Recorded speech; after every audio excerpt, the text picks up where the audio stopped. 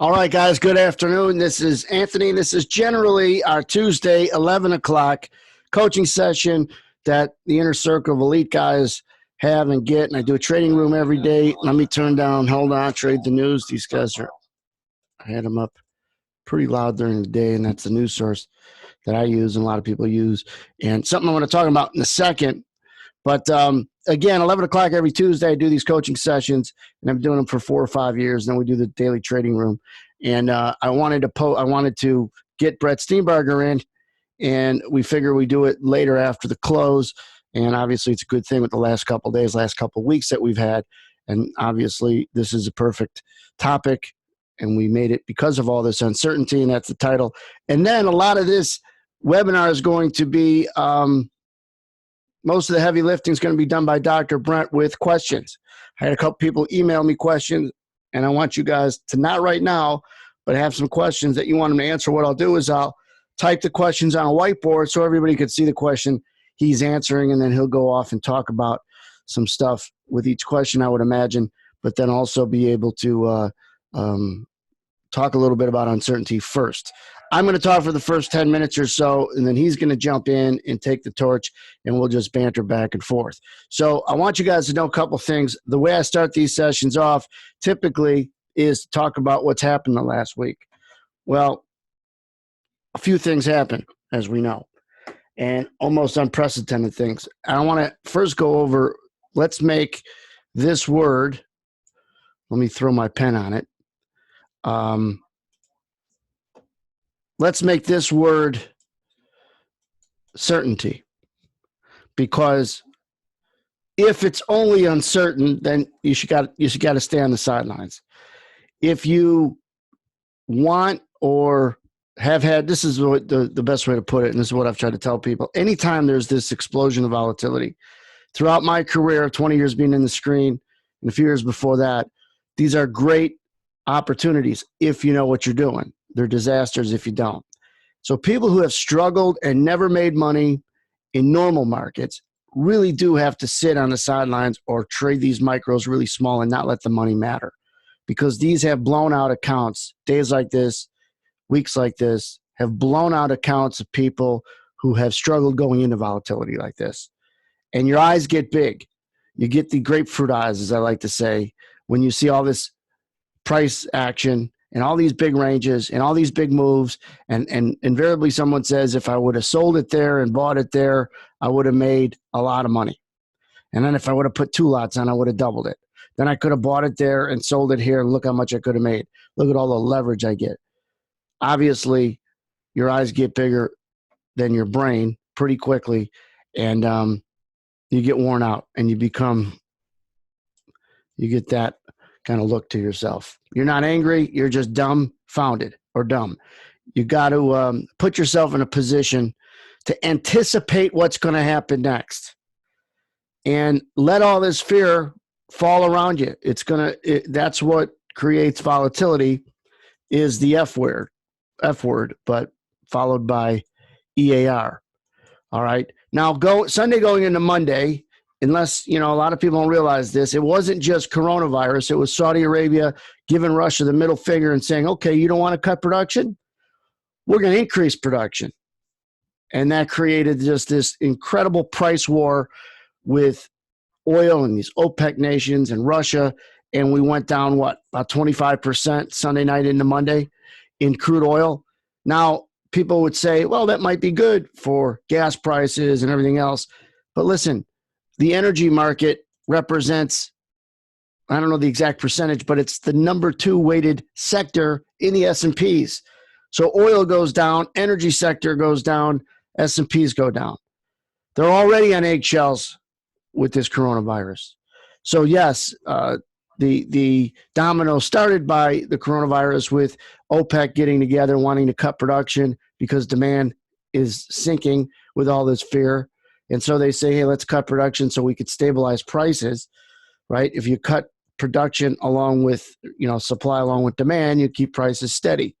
Russia says, no, we don't want to do that. And Saudi Arabia said, okay, we're not only not going to do it, but we're going to increase production.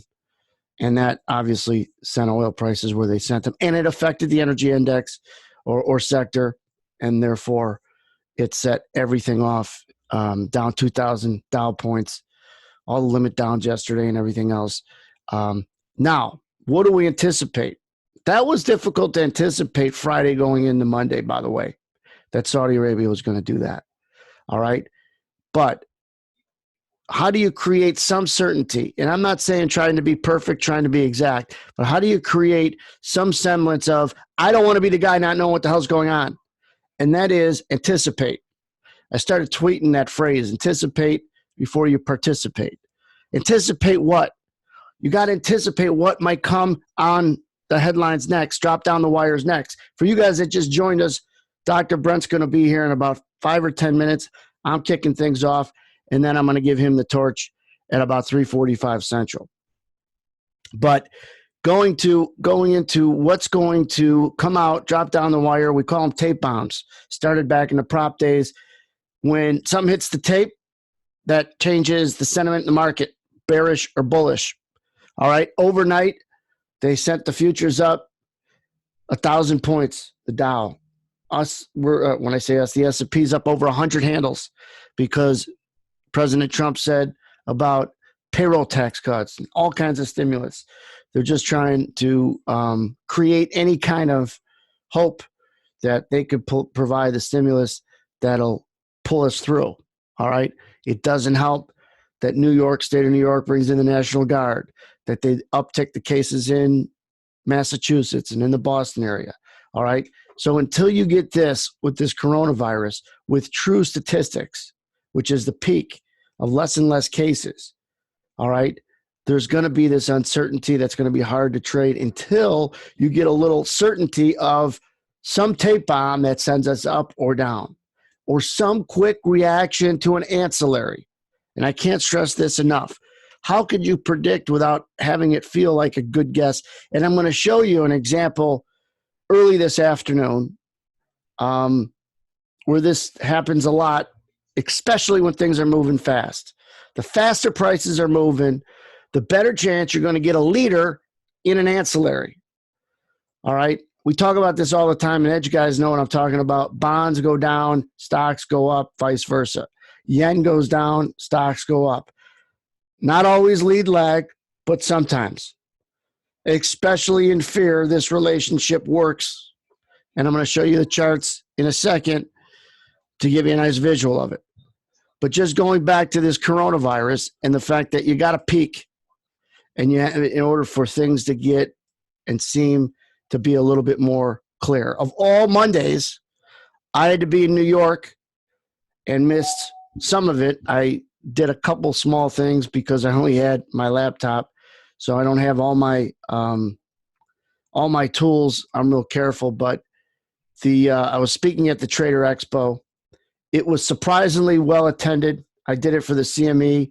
They were sponsoring an area, and so I went and I spoke to a lot of guys that, I don't want to get into the crowd that was there. Some are serious and some are not. I think just like anything else. But I was surprised that the attendance was good amid everything's going on. And I didn't see any panic there. Didn't see a lot of masks. I didn't see a lot of anything that would have been concerning. However, I go to the airport this morning, LaGuardia, and it's empty. There's no line at the TSA. And I asked the guys, is this normal? They go, nope. No lines, nobody behind you, nobody in front of you. It was like it was closed and I was the only one there. Now, there were people at the airport. The plane was mostly full, but as far as like crowded, it was the opposite. So I'm not saying there's panic, but I am saying that we're not past the F word, the fear, and we still got a ways to go. If China, and we had dependence on data coming out of China, and hopefully this stuff is helping you guys because it's got to allow you to anticipate what's next. If the data out of China could be relied upon, if they didn't 2.5, 3 weeks ago, which really kicked off all this downside, had to use the word mischaracterize the data and the cases that they were reporting, which is another word for lying, I don't think we would be down as much starting 2 weeks ago. But once the unknown became, well, how bad is it? And we can't trust them. That's what happened 2.5 weeks ago. That was the real downside. The point I'm trying to make is China's already had the other side of that peak, it seems like. They're reporting 20 or 30 cases, and those were hundreds of cases per day. And they're down to 20 a day. And so it seems like they're having diminishing returns, which is what you see when you're on the other side of this thing. But again, they're not to be trusted, so we don't catch a bid necessarily on that. Now, there are people out there that'll be like, regular flu kills 25,000 people or 25 million get it. And I get that. I understand people that come from that camp. But you got to remember, the markets are, if they don't agree with you, you're the one that's going to lose. So you can't be stubborn with your general opinions. Got it? Don't be stubborn with your general macro opinions about this. Whether you're extreme to scared to death or extreme to, it's no big deal. Don't be either side. Real quick, because Dr. Brett's about to come on, and I want to give him the leash, and I just wanted to cover some of the things that through all these years of trading volatility, if, again, volatility is opportunity only if you know what you're doing and you can anticipate. So I encourage everybody to know what to anticipate as far as the headline. Right now, Speaker of the House Pelosi said that Democrats might put something together. I think that's important. I think the markets want to see them work together. That's what's going to be important coming out of Washington in the next few days. Do they have something together that creates some sort of tax relief? Something, whatever it is. The markets are almost pricing that in with a relief rally today on it. And then, is there any plateau with the reported cases? Doesn't have to spike lower, but is there a plateau so you could kind of calm the fear? Because the reality is, if I'm an older guy or older woman, just a little more serious, and you want to keep yourself probably away from crowds. But if you're not over 60 or 70 or 80, it's maybe just like the regular flu season, right? But the perception is not that reality. That's what I mean by your opinion or my opinion, like this is just a flu. While that might be true, perception isn't that just yet. All right. And so that's what I wanted to kick things off with. Let me find Dr. Steenbarger and bring him in, and then we can go from there. I want you guys to start typing in some questions now, and then I'll go back over them, but I'm going to bring in Brett and have him test his mic out first. I want to show one chart after I bring you in, Brett. Let me find his it helps when I could find names here.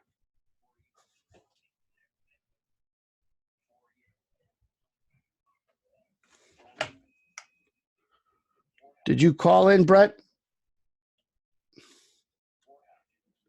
Oh, he said he's I think this might be him here.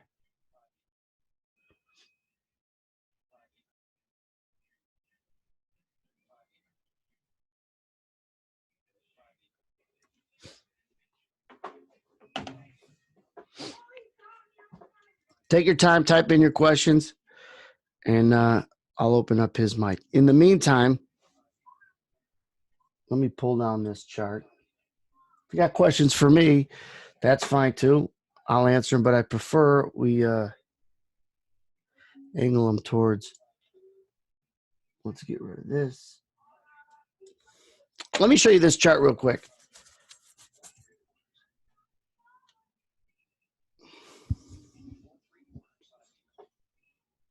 Here he is. All right. Dr. Steenbarger is going to be, if you just came here, you just arrived, Dr. Steenbarger is going to be talking in about a minute. He's going to answer questions. He's also going to talk a little bit about the title of this.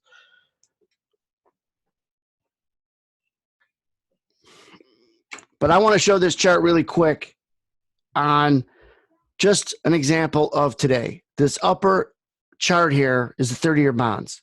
Real simple. They didn't just go down in this 2 or 3 minute period. They went down pretty fast from like 182 even down about 10 ticks. And if you look at it, it was a leader to a rally that you got in the S&Ps. What's important, whether it's to get you into a position, all right, or validate and keep you comfortable when you're in a position, are what the correlations are doing. If you're long and you're going to ask, how can I time out my exits better or feel comfortable when this market's moving around? What are the bonds doing? What is the Japanese yen doing? If those markets are weak and going down and you're in a long position, you could tend to be more comfortable. But just like the market, it's moving faster. Your decision-making process has to move faster, but in a calm state. All right, let's bring in Dr. Brett. Allow to talk. I'm just going to give you an open mic. Brett, let me know if we could hear you. Hi, can you hear me now? Sounds good. How you doing? I'm doing fine. Thank you very much, Anthony. I held everything up for you and just talked a little bit about anticipating what the next headline could be for more relief and more of a rally. But there's a lot of questions that are coming across. How do you want to handle it? Do you want to talk a little bit about the title of today and then roll into questions? What do you think?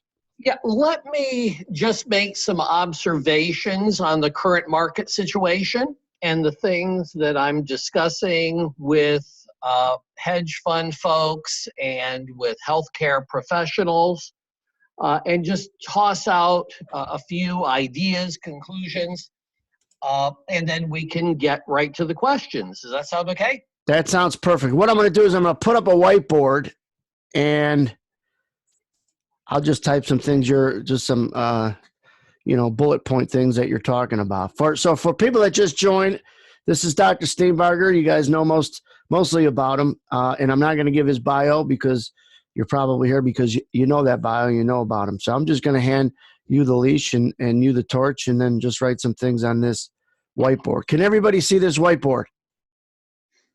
You don't have to see it, Brett, but they can. Perfect. All right. We'll just keep moving. All right, okay. Brett, go ahead, buddy. Okay, so I'm just going to run through a few topics, and then if you have questions about those topics, I'm happy to entertain those. The first topic is, what does science tell us about the course of this coronavirus and the implications of that course? As you pointed out, this is not a simple flu epidemic. This is much, much different. All of the research that I am hearing, including epidemiologists who are being consulted by large hedge funds, biostatisticians, the conclusion is that the course of this viral condition is exponential. It appears first in a few cases, then in tens of cases, then in hundreds, then in thousands. The spread is exponential. Then that exponential spread is followed by a rapid decay in the number of new cases. The key factor in how quickly we go from exponential increase to rapid decline in new cases is a function of public policy response. The quicker countries are and locales are to button down and enforce a high degree of social isolation, the quicker the exponential increase finishes and we get into that decline mode.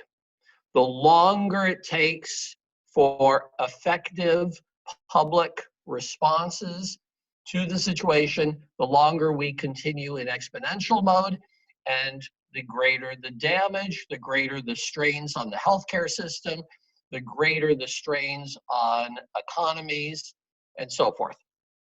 And so, for instance, in countries that have had very strong responses, China and Taiwan come to mind, the number of new cases has been on the wane. In countries like Italy, which, as an open democracy, it's harder to have that kind of response. We see quite an expansion of cases. My concern, and the concern of the people I talk to, is that the responses so far in the US are quite lacking. That very recently we're seeing some public response of a strong nature. New Rochelle, New York is undergoing that thanks to some orders from Governor Cuomo. We're also seeing universities shut down after spring break and hold classes in online mode. You know, this is all to create that social isolation. In general, however, you don't see the kind of concern, you don't see the kind of holding back that is needed to prevent that exponential spread. And so the thought is, among the smartest people I talk to, that things could get significantly worse before they get significantly better. And that could have real implications for the economy and real implications for markets. What we don't know, as you pointed out, Anthony, are what the responses will be in terms of central banks, in terms of national policies to help troubled industries, sort of like TARP in 2008. And the thought is we could see some significant QE, we could see some significant efforts to provide liquidity to the financial system, which could be supportive. But my observation is that as long as this virus situation is getting worse in the US, it is difficult for money managers to be heroes and start buying values. We're also seeing concerns in credit markets. If you look at high yield debt, particularly because of the energy situation, the price war between Saudi Arabia and Russia, impacting energy firms, exploration firms, many of those firms issuing high yield debt. And that is on the radar for the money managers I speak with. A third thing on the radar is the uncertainty around the election. If you look at the Real Clear Politics summary of polls, currently Joe Biden is leading Trump by 6.5% on average in head-to-head polling. We could see quite a change of leadership in the US, which means a change in policies and a fair amount of uncertainty around that as the Democrats need to reach out to the supporters of Warren, the supporters of Sanders, in order to energize the base and get people out to vote. And so there's a lot of policy concern should that happen. My own view, for what it's worth, is that ultimately, if this virus situation gets much worse, the current government is going to be blamed for not protecting its citizens, and we could see an electoral rout in November. To shift gears, I did a historical study of occasions like yesterday where we have a large number of stocks making fresh 52-week lows at one time. Yesterday, the number was slightly over 1,000. I went back to January of 1997 and found only 39 daily occasions where 750 stocks in the NYSE universe made fresh 52-week lows at the same time. Those occasions, those 39 occasions, clustered in 2008 and in 2011. We also saw some in 2007 and 2009, but they tended to cluster. And so the point I made to the portfolio managers that I speak with is that when you see extreme weakness, it's a little bit like seeing a cockroach in your home. Usually there's not just one. And so the presence of real weakness does not necessarily mean, oh, it's a panic, we should be buying the dip. In fact, the course of prices after these kind of big routes has been rather uncertain. Over a next 5-day period, there tends to be rally. In fact, there were 30 occasions up and only 9 down for an average gain of over 3%. So over the next week, you tend to have a bounce, just like we saw a bounce today. However, if you look 80 days out, you have a much more even picture of 19 occasions up, 20 down, flat average returns. But during that 80-day period, on average, you get moves higher averaging 12%, and you get moves lower averaging 12%. So the big takeaway here is that when we have this extreme weakness, the real winner is volatility. We tend to have significant moves on either side of the market. And that is why the traders and portfolio managers that I work with, who have been most open-minded, most flexible in their trading, and most proactive in taking profits, have been the most successful. The ones who get locked into fixed opinions about we're going to bounce or we're going to go to zero, those are the people most getting hurt in this volatile environment. One last thing very quickly, liquidity in many markets is going really down, and people managing large amounts of money recently shared that with me. And so that illiquidity contributes to the extreme volatility, and that doesn't look to be changing in the near term. That creates psychological challenges for us because there is opportunity, there is movement, but on the other hand, it's easy to get distracted with so many things moving, and it's easy to get locked into views and go through some painful reversals. So with that, I am happy to open the door to any questions you might have, whether it's about trading psychology issues, about current market issues, about some of these healthcare issues, whatever could be helpful to you. Brett, let me start by saying, so this is worse than the flu because it spreads faster than the flu. It's more contagious. Okay, so it's worse in a couple ways, and it's very significantly worse.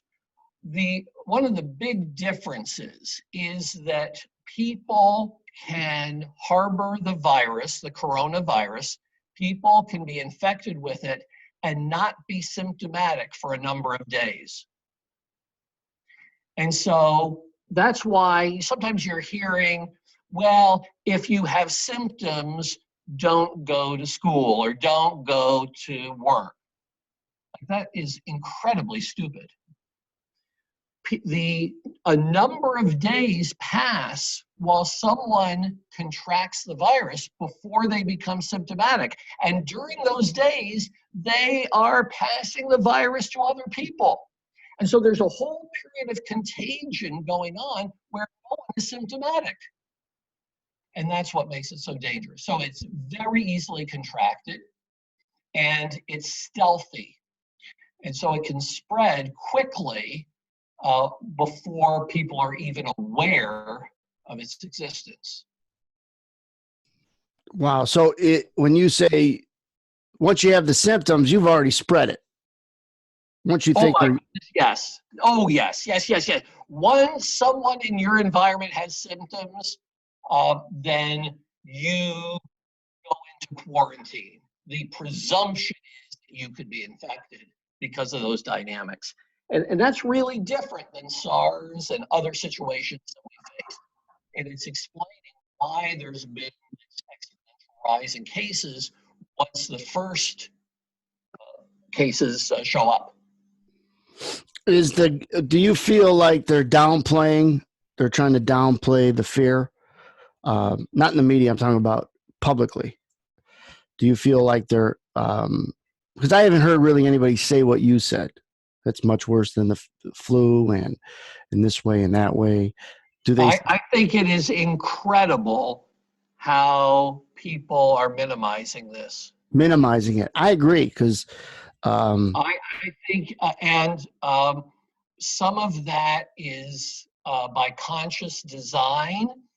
I think that public officials don't want to panic the population. I think that public officials also think that if they put a rosy face on it, that markets won't go down. But people in general are thinking, well, okay, I'll just stay away from certain situations and I'll use some hand sanitizer.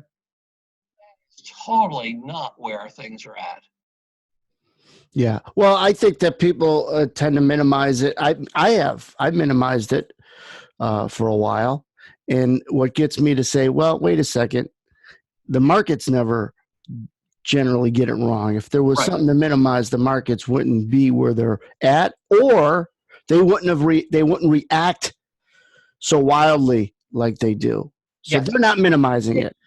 If you look at my Twitter feed, it's at Steenbab, Steenbab, at Steenbab. On my Twitter feed, I linked to a translation of some news reports coming out of Italy that illustrate the situation that's developed there and illustrate the impact on healthcare systems, on people's lives, and so forth. And if we do not institute strong measures of prevention quickly, I mean, hell, we don't even have tests out there. The negligence, in my view, is criminal. We don't even have tests available in healthcare centers. If our response is not a vigorous one at a public health level, why would we not be like Italy? Why would those news reports eventually not apply to us? People are not asking that question or considering that possibility. Well, I mean, if you don't know when it started in China, so why couldn't it spread as much as it spread there? You know what I mean? Here, and it did, to the tune of and in China, I mean, it first showed up in late December and early January, and there was a period in which Chinese officials did not make an effective response and tried to downplay it and actually punish people for talking about it. And during that time, 5 million people left the Wuhan area, partly because of it being a holiday period. And that was instrumental in creating spread. It's the lack of an effective public response that allows that exponential growth to continue unchecked and eventually devastate the population. So where are you at, in Connecticut or New York? I'm in suburban Connecticut. Do you feel they're minimizing it in New York, or they finally kicked it into gear because they called out the National Guard and in certain areas and stepped it up? They called out the National Guard, and they're cordoning off one area within New Rochelle that's been a real hotbed.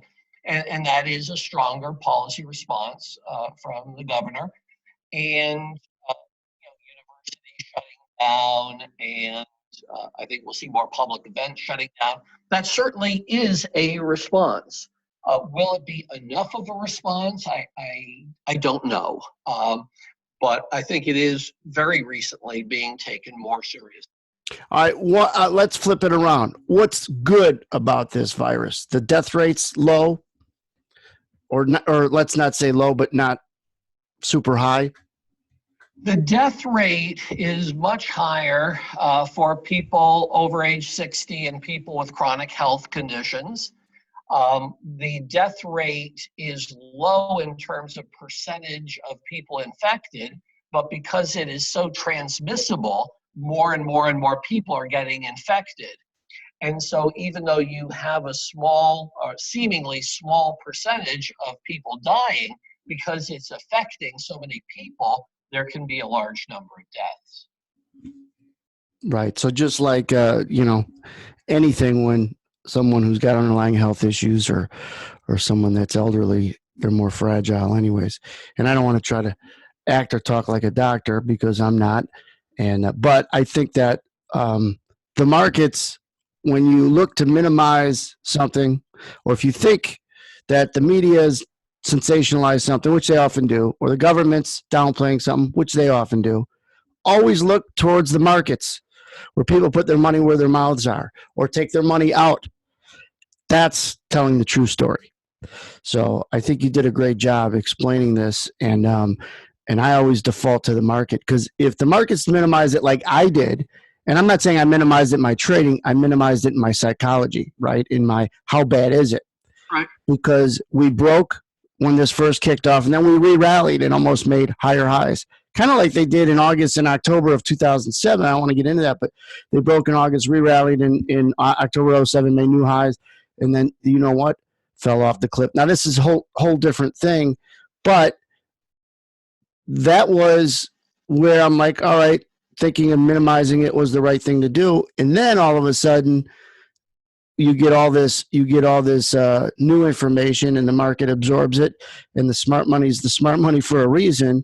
And when you start slamming it like this, and then you get like, this price war, which is almost unprecedented. I know they had a big move in 1991 when they liberated Kuwait, but when you get that, and people have to realize how much that affects energy companies when you get oil prices going down 25% over the weekend, and how they have to not just work around. It's hard. They're not used to that, and so there's a lot more that goes underneath with credits, and I mean there's a lot at play when the what hits the fan and markets do what they've done over the last really 48 hours. People are not prepared for it, and it becomes a domino effect. And even though the economy is super strong going in, it's always fragile. So, and then you make a good point, and I've said this right along, whether doesn't matter your political preference.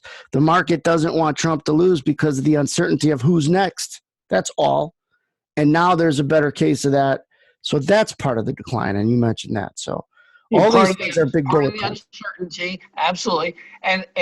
But the other part that we don't know is, will central banks come up with a coordinated response? Will the U.S. government come up with a stimulus package to be able to counter the recessionary impacts of the virus condition and the drop in markets and the oil price war? So we don't know what the policy responses will be at those levels. There's public health policy responses, but there's also monetary responses and fiscal responses. And we don't know what those are going to look like. And there could be an effort at some shock and awe to provide so much liquidity for the markets and for the economy that could really impact markets. That's on the radar for the people I'm talking to. Yeah, and they cut half a point. They are pricing to cut 0.75 of a point more. There's a lot that they could do. There's no doubt.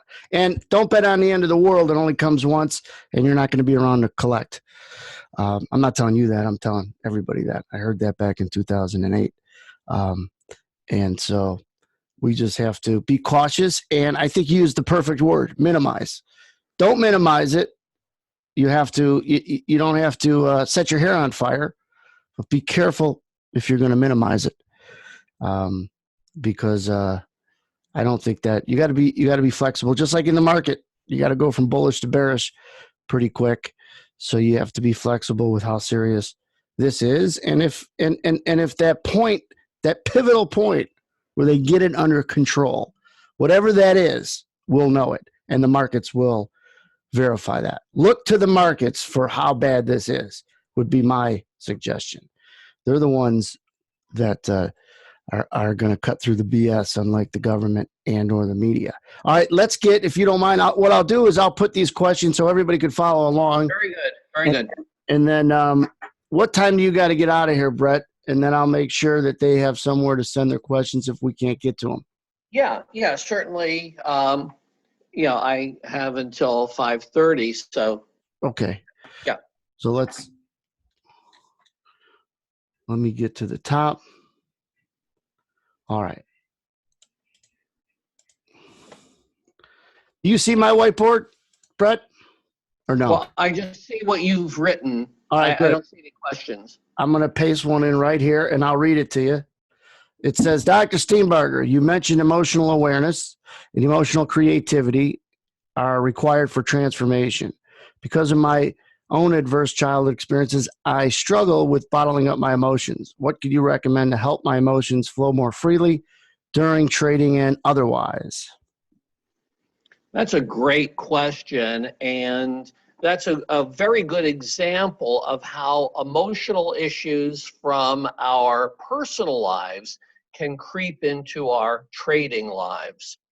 And I do think that there's a role for being in counseling or therapy to work on these very issues. There are techniques available where people can learn to identify their emotions, experience their emotions, and do it in a safe context and do it in a context that provides some insight, some new awareness. And those techniques are really helpful. For the person asking this question, if you would like to take down my email address, Steenbab, STEENBAB, @AOL.com. I would be happy to steer you in some directions I think could be useful. What you want to make sure is that emotional reactions that you have in the markets don't trigger emotional memories from your past and cause you to overreact or react in inaccurate ways. That's the nature of traumatic stress, that past emotional events can creep into our reactions in the present. And again, there are some very worthwhile techniques for working on this that have been found effective in the outcome research. Please email me and I'll be happy to steer you in some good directions. All right, great answer. All right, next one. Given the environment, are traders at SMB reducing size and scalping more, or are they scaling up to take advantage of the volatility? Okay, I do work with traders at SMB. I'm not an employee of SMB. What I can tell you is that different traders are approaching the situation differently. I think the key word here is scalping, that the traders who are doing the best at SMB, as at other places where I'm working, are being very opportunistic move to move, not getting caught in big views, and they're able to make some good money with reasonable size, but they're not getting locked into views, locked into positions. So the key here is more the scalping, the active, flexible trading. How does an experienced trader develop a trading plan based on your personality and beliefs? I know that's maybe pretty general. How does an experienced trader develop a trading plan based on your personality and beliefs? I think if you develop a trading plan based on your personality and beliefs, you'll lose money. I think it's the wrong question. You develop a trading plan based on objective opportunity in markets. That's well said. And then once you have uncovered or identified objective opportunity in markets, then you will tailor a way to trade that opportunity that may fit with your personality. So for instance, there are some people who do better trading very actively in and out. They process information very quickly. And there are others who do much better thinking deeply and holding positions longer. But the trading plan has to begin with the objective opportunity you perceive in the market. It doesn't begin with you. If you're just trading the way you want to trade, that doesn't guarantee that there's any objective opportunities that you'll be able to exploit in markets. What do you suggest for someone who gets so anxious that their mind goes blank and they can't think straight about their rules and what they're looking for entries? It depends on the situation. It's a great question. It depends on the situation. Many times people get that anxious because they are trading too large compared to what they are ready to accept in terms of P&L swings. And so that is why we start developing traders in simulation mode, help them become consistent in their trading, and then very gradually step into live trading and build up their sizing gradually so that they retain their consistency. Many times, if they try to size up too much too quickly, the P&L volatility contributes to this anxiety. Now, on the other hand, we do know that a meaningful percentage of the population, it's roughly 7%, suffers from diagnosable anxiety disorders and mood disorders. And so there are some people who not only have anxiety problems during their trading, they have anxiety problems during their non-trading lives.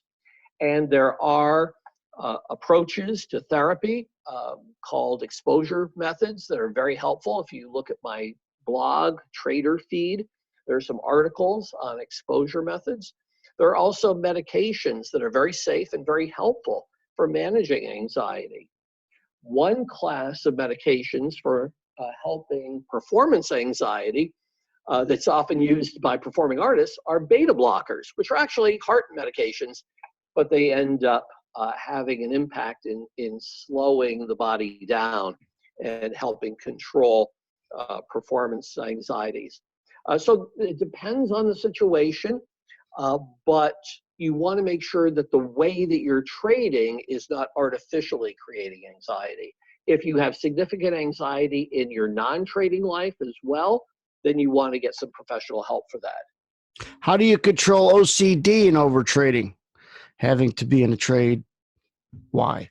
Well, I don't know if people are using, it's a good question.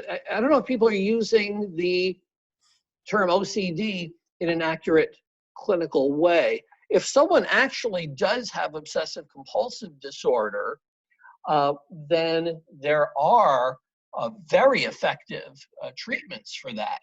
It does require professional help, and typically it would be a combination of behavioral therapies and medication.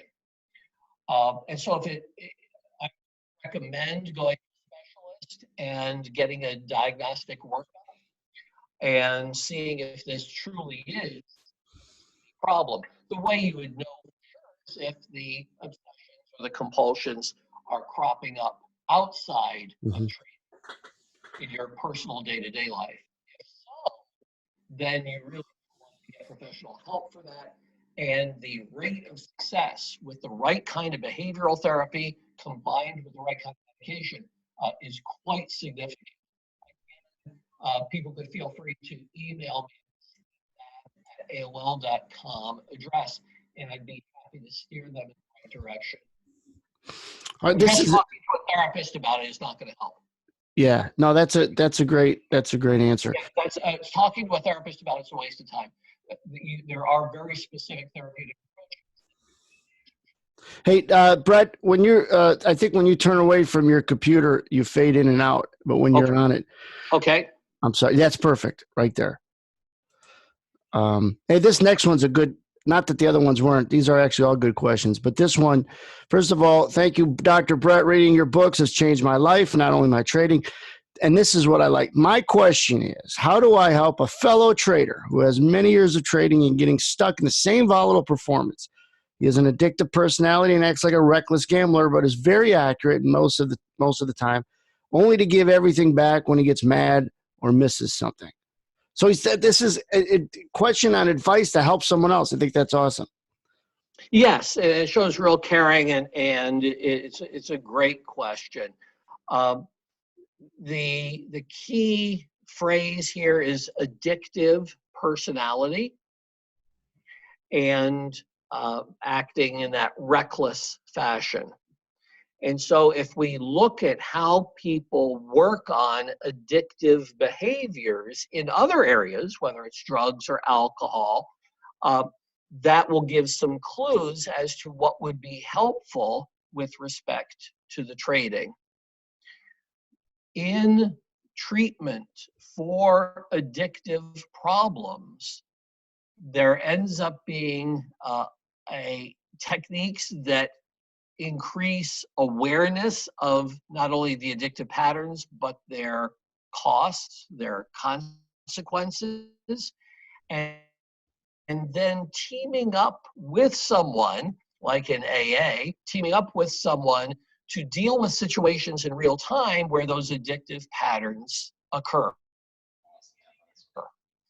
And it's typically not something that someone can just do on their own. And so the question is a great one, because someone could be very accurate most of the time. They could have real talent, and addictive pen, you want to have some professional help for that, both with counselors deal with addictive patterns, but also there are some medications, some newer medications that can be very, very safe and very helpful for controlling impulsive behaviors. This next question is for both of us, and I'll answer it in 10 seconds. Just wondering what both of your opinions on why gold isn't behaving as a defensive safe haven like it normally does. In my opinion, sometimes when it gets bad, people don't want to own anything.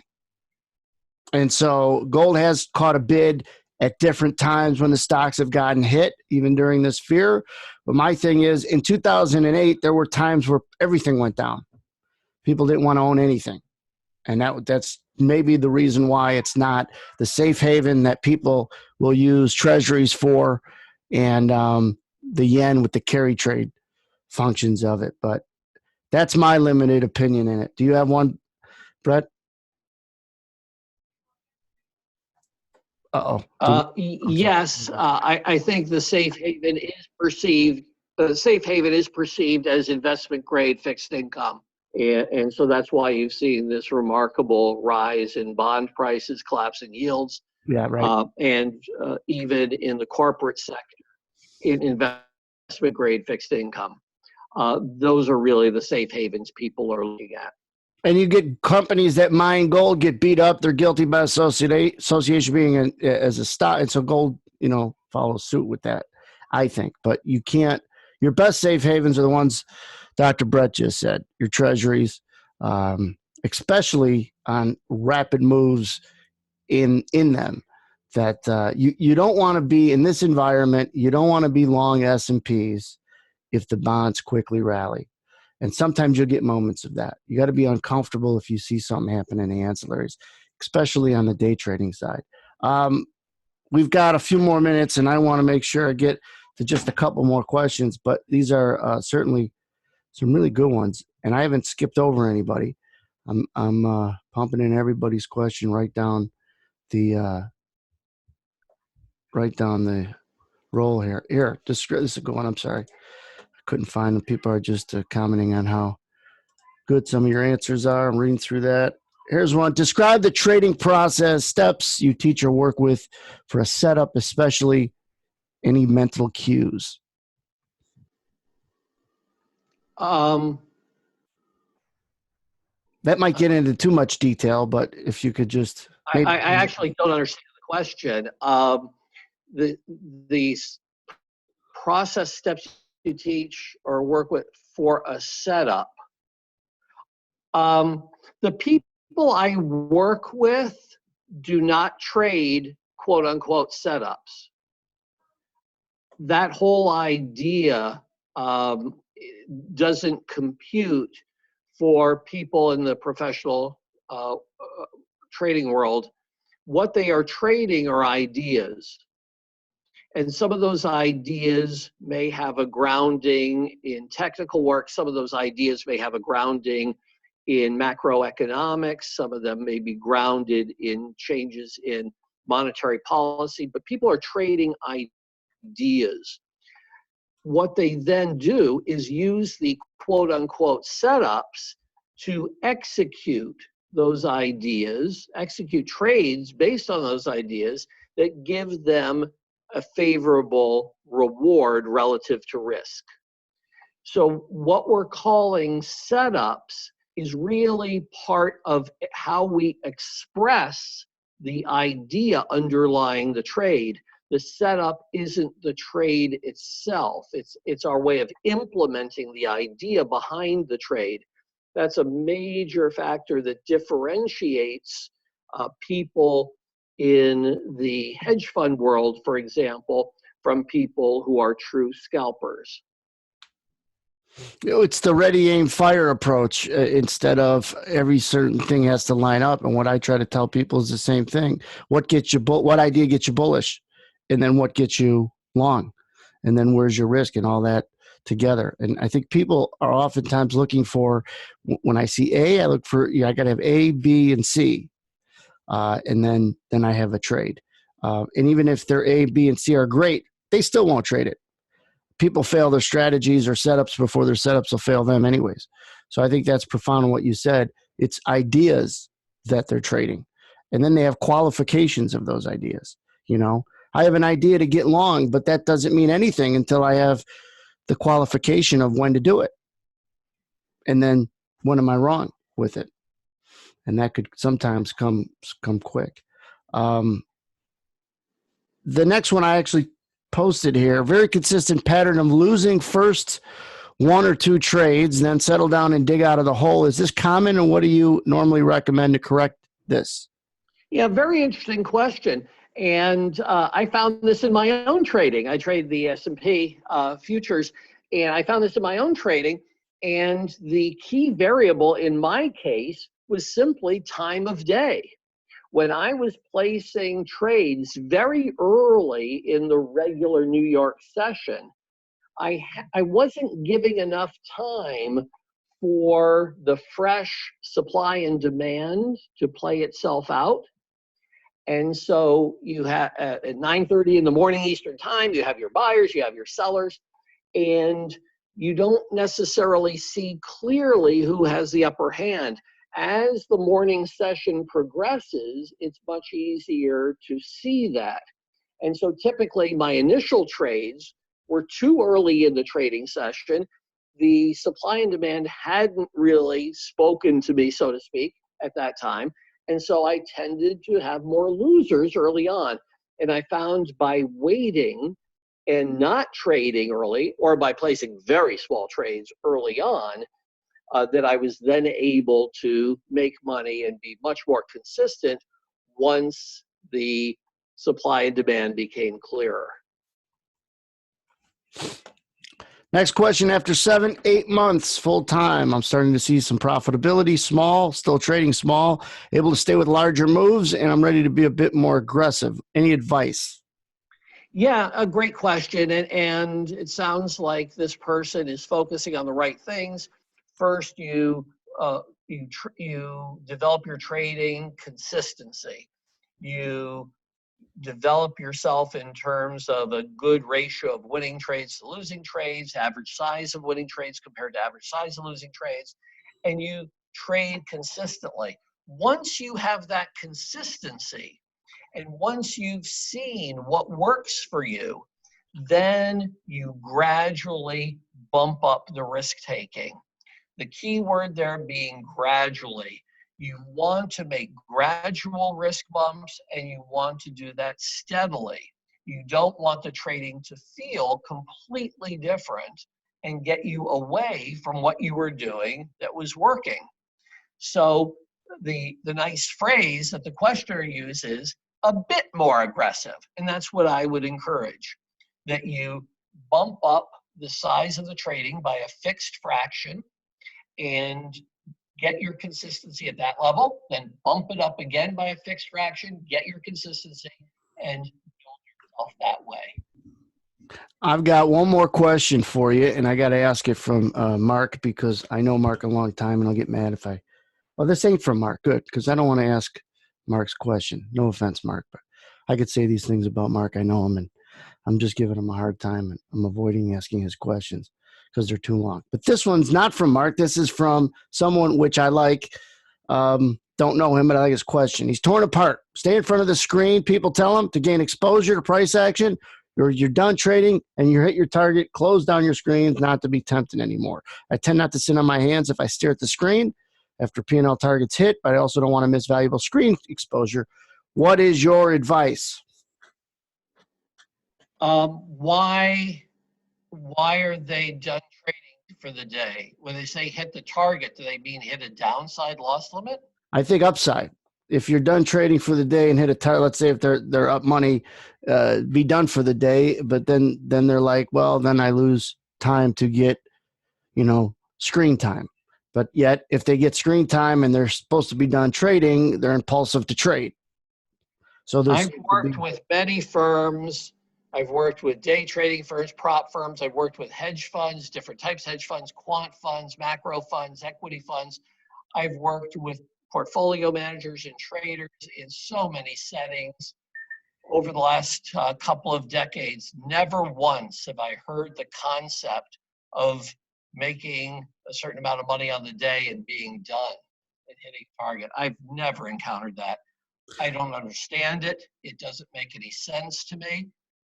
I think that it can make sense if you make good money to then size down your subsequent trading to essentially put a trailing stop on your P&L so that you make sure that you take some of that home at the end of the day. That makes sense to me. But to shut down trading when you're trading well, I've literally never encountered that as an idea.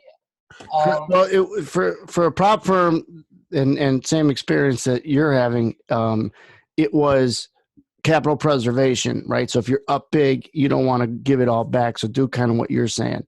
And if you saw that there was no further opportunity in the market, if there was an objective reason for saying, wow, things have really changed and I don't see any opportunity for the rest of the day. Oh yeah, by all means, go home. Right. But you don't go home. You don't stop trading just because you hit a target. What you do is you assess the opportunity set. But I do think it could make sense to say, all right, from here on in, I will trade smaller. That will give me the exposure and price action and help train me in my pattern recognition. But I'll trade small enough that I can always add to my gains. I'll still be taking home a good chunk. That does make some sense to me. What should dictate you leaving or slowing down isn't what your P&L is. It's what the market is doing. If the market slowed down, it's not as conducive to how it was to make the money, well, then you're done or slow down or whatever. But it's arbitrary to reach a number and be done because the market could still be opportunistic.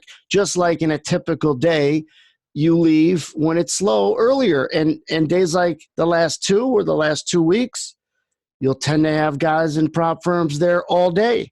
So the market dictates how long you're in front of your screen, not your P&L necessarily. So yes, and I do think it makes sense to not just play with house money. Just because you're up, don't take unusual risk or don't get looser in your risk taking.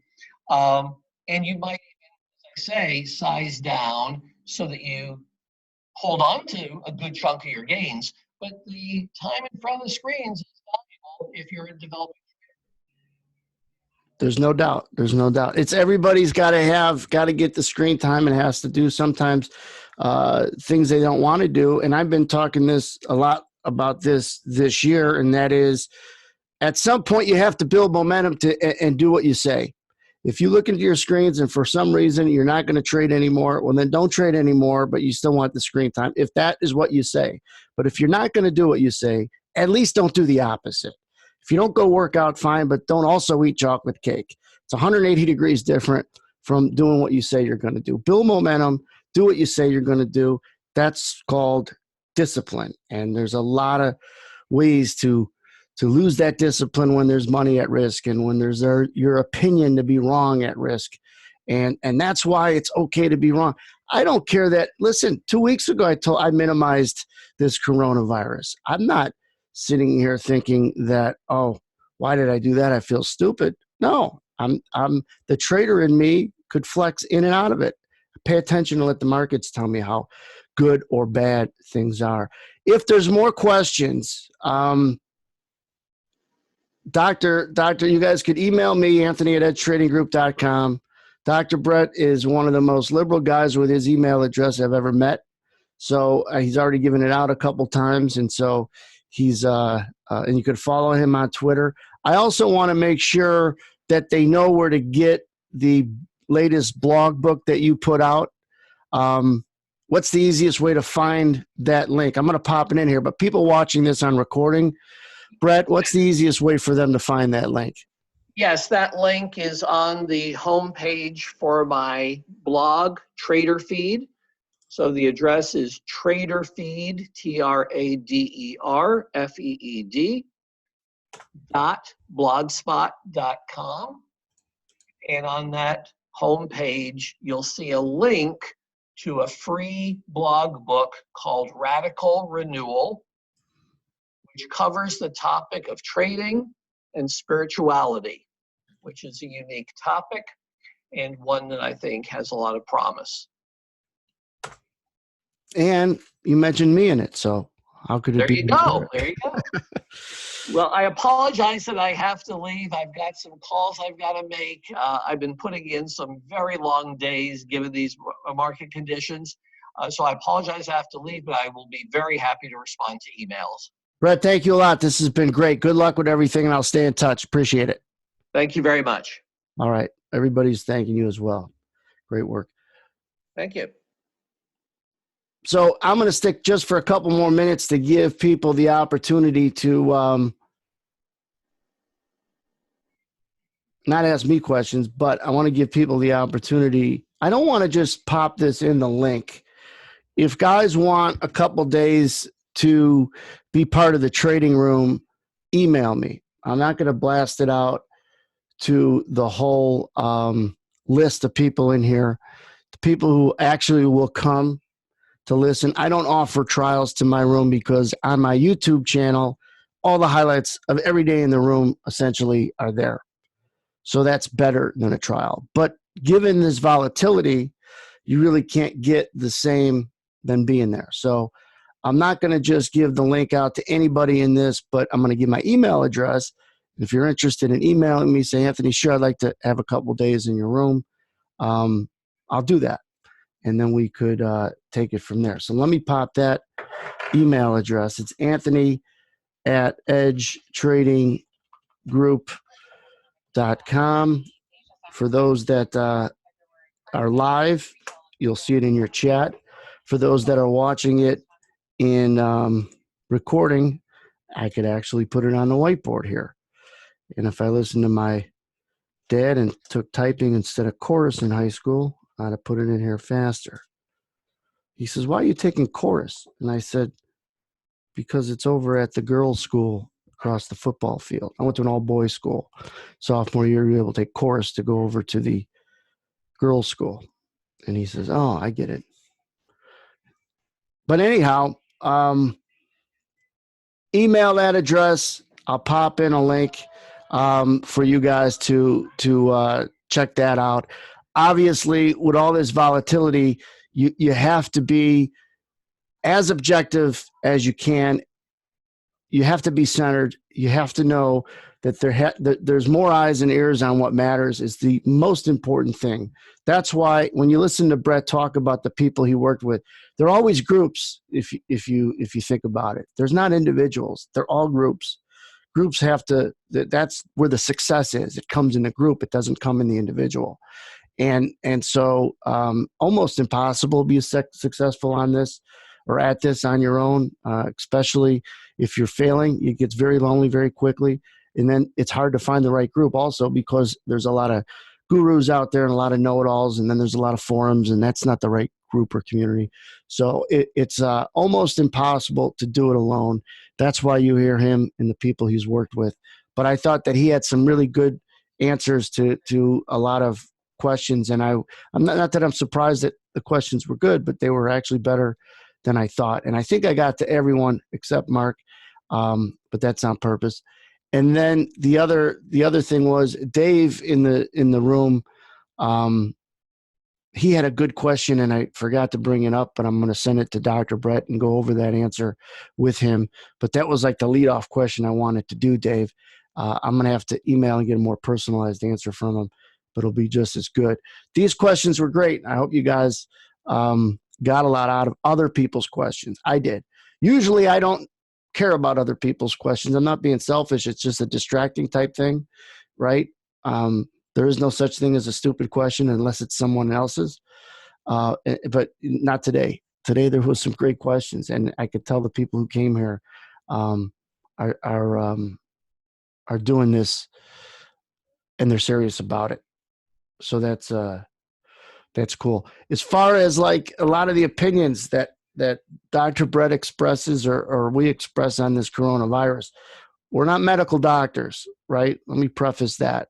And this is just about what we see and what you guys see and what you hear and everything like that. So I don't want people taking away that either one of us are pros in that, because that's a whole different animal. But the thing is that I minimized this in the first week or two, and I kind of questioned the mischaracterization word that China started using 2 weeks ago.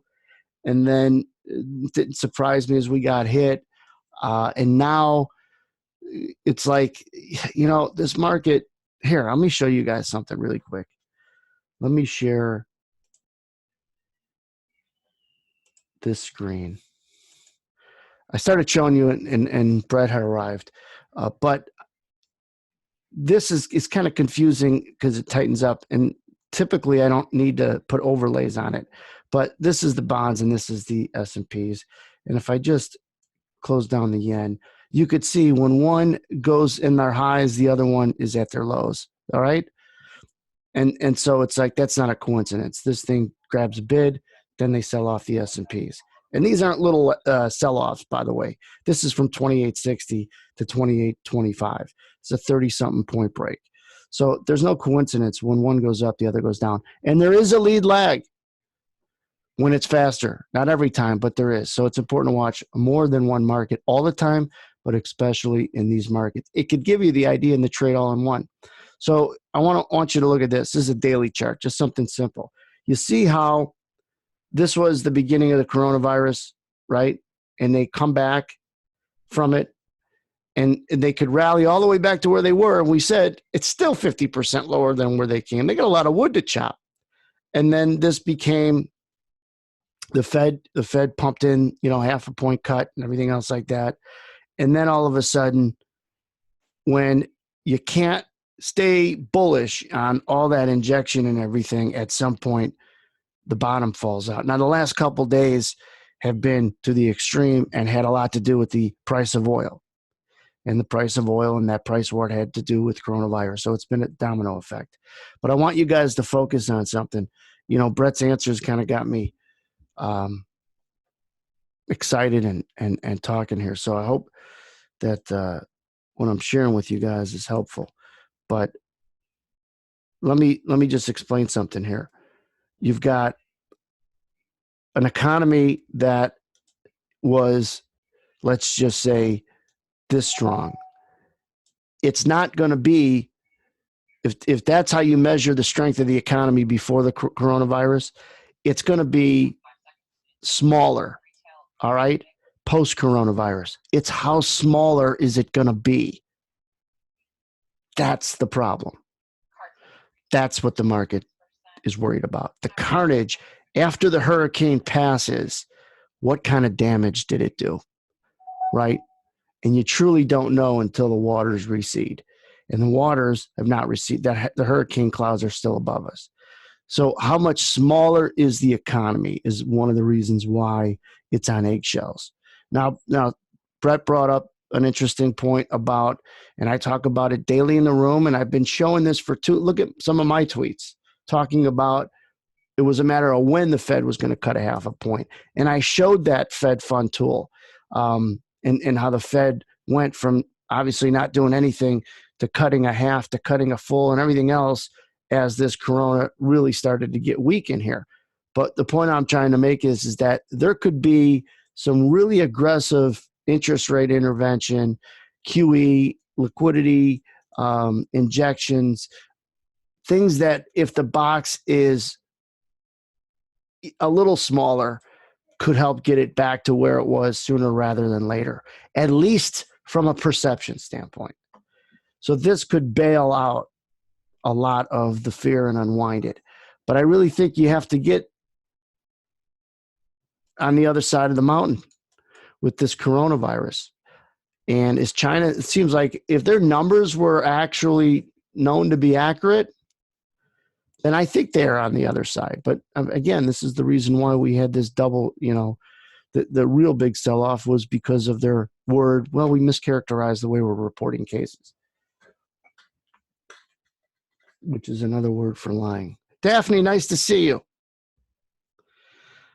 I'm reading some of your guys' comments from since Brett just left.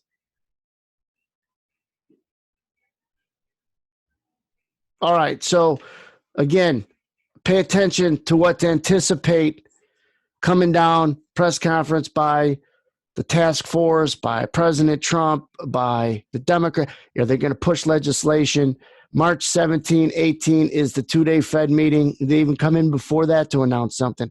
Do they pull something off? He mentioned the word TARP. TARP was Treasury asset something purchases, but it was about $800+ billion that came out of nowhere in September that really had to address, or things were going to look pretty ugly in mid-September. Overnight lending was locking up in September of 2008, and that's where Bernanke and Paulson went to 7 or 8 leaders in Congress and said, here's 6 pages of what we need, and it's about $800 billion. And they go, oh, we need more than that. Okay, you need more than that. You're going to wake up Monday morning and you won't have an economy to save. Now, is it that bad? No, but they could introduce something that has the market say, interesting. And that's the moment you don't want to be stuck short for. And so you got to be flexible, keep yourself safe. Hopefully this is contained a lot better than it was and did in China. But don't panic. Just be aware. I got a new saying for you guys. Instead of beware, be aware. And I think that's a big difference. Most people are not aware of their surroundings, and that's why they have to beware all the time. So be aware of what's going on, and not just because of this virus, but because of these markets. Volatility is opportunity, but you got to know what you're doing. And if you have struggled before this, trade small or just listen and, don't even sim it, because that's going to create bad habits. And don't even micros, because you could lose money in the micros. You could lose a lot of money in the micros with this price action. But if you haven't made money in trading, volatility is the place to start, because you're just going to take flyers. You're going to end up taking a flyer, and you're going to add to it, or it's going to go your way. Hey, this is great. I made 30 points. And then you do it again, or you do it, so just, you got to be careful. It's not, you don't go from no football to pads. In trading, now they got this thing called the micros, which is like flag football. You can learn a lot about the game without having to get your brains beat in or before you put on the pads. And so, but not in the micros, it's like tackle football. So you got to be careful. Just be smart, and don't give yourself too much credit, because you never know what you're capable of when what hits the fan, both in good and in bad. So people will fade their strategies before their strategies fail them. Have good ideas. All right, guys, I did record this. Give me time to render it and have it put up. But again, email me if you want a couple days in the room and you actually come. And that's why I'm not just posting it in here. I prefer people to take that step. And we'll go from there. So have a safe night, guys, and we'll see most of you guys in the room tomorrow at 8 Central.